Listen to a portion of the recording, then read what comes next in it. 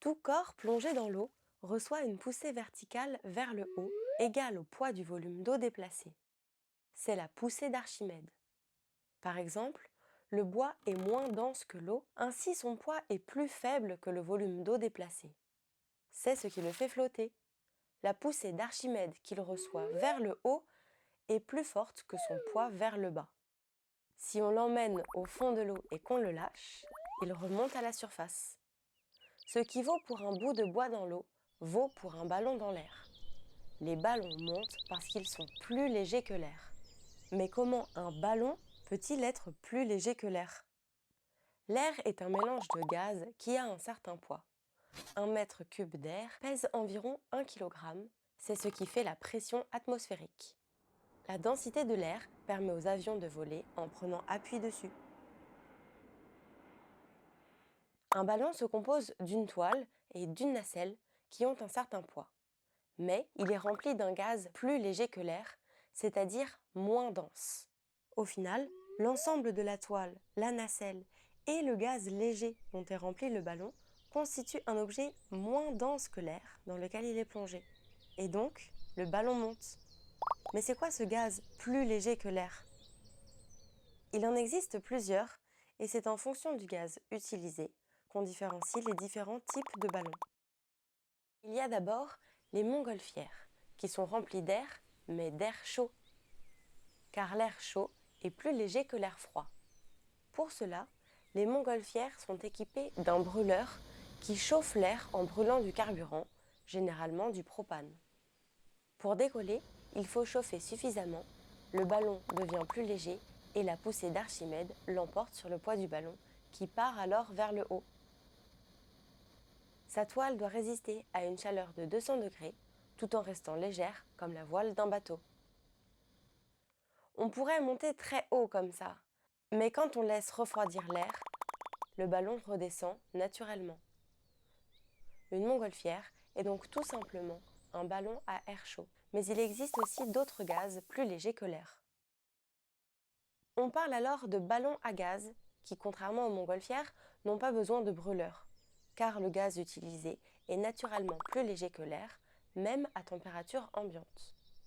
Au XVIIIe et XIXe siècle, on utilisait de l'hydrogène, un gaz qu'on savait fabriquer en versant de l'acide chlorhydrique sur de la limaille de fer.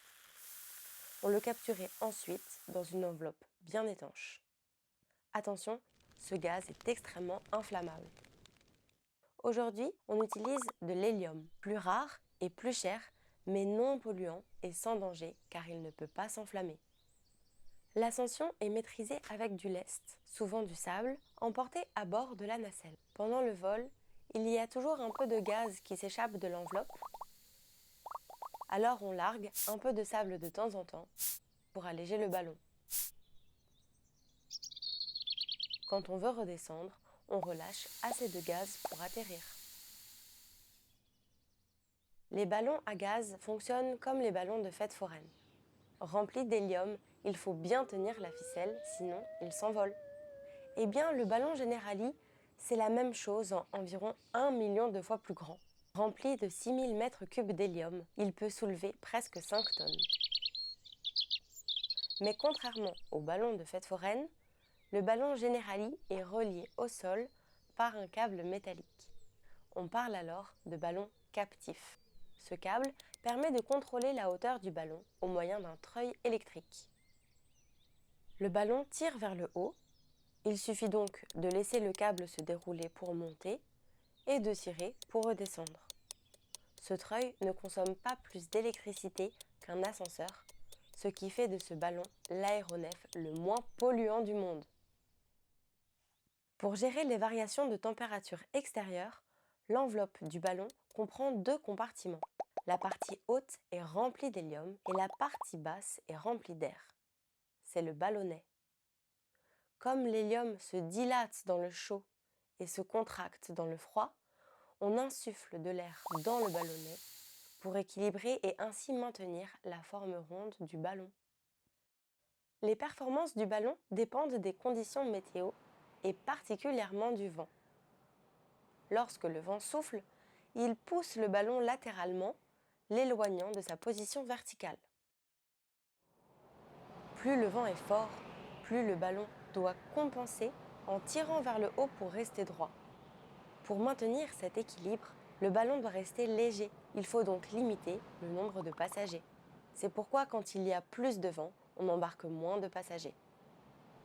Si le vent est trop fort, il faut atterrir et amarrer solidement le ballon comme un bateau qui rentre au port. Au-dessus de 35 km/h de vent, on ne peut pas voler. Mesurant 34 mètres de haut pour 22,5 mètres de diamètre, c'est le plus grand ballon du monde. Il peut emmener jusqu'à 30 passagers par vol à 150 mètres d'altitude, ce qui correspond au deuxième étage de la Tour Eiffel. Il est visible à 20 km à la ronde et il est quotidiennement vu par 400 000 personnes. Pour relever des mesures scientifiques, il peut monter jusqu'à 300 mètres. Véritable laboratoire volant, le ballon Generali mesure en permanence la qualité de l'air et les concentrations de gaz à effet de serre.